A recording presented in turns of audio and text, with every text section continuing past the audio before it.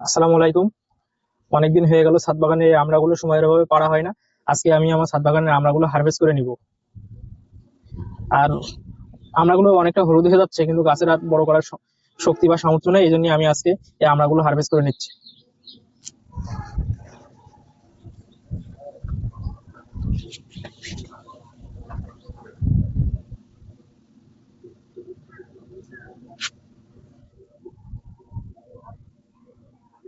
এই যে ছাদ বাগানের এই আমড়াগুলো আমি এখন হারভেস্ট করে নেব।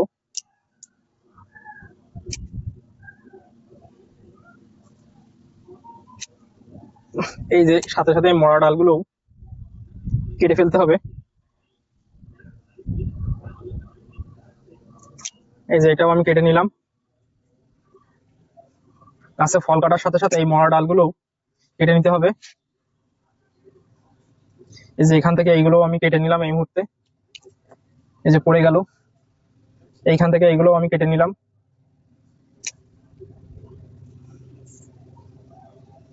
গাছ এখন খুব শান্তি পাবে, এখন ওজন ছাড়া একেবারেই হয়ে যাবে।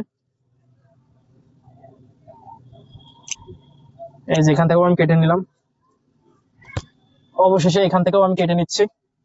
সো এবার আপনাদের দেখাই আমার ছাদ বাগানে আমড়াগুলো মোট কতটি আমড়া আমি পারছি। এই যে ভিউয়ার্স, দেখুন আমার ছাদ বাগান থেকে আমি এই কোয়ালিটি আমড়াগুলো পেরে নিলাম। এই যে একটা গাছ থেকে আমি এই কোয়ালিটি আমড়া এতগুলো আমরাই হারভেস্ট করলাম। আস্তে আস্তে আপনাদের দেখাবো কিভাবে আমি এই আমড়াগুলো পারছি বা কতটুকু হলো আর কি, এটাও আমি ওজন দিয়ে দেখাবো আপনাদের। অপেক্ষা করুন। সময় না হয় আজকে ভিডিওতে এইভাবে চলে আসলাম, আপনাদের দেখালাম হারভেস্টিং করার ভিডিও।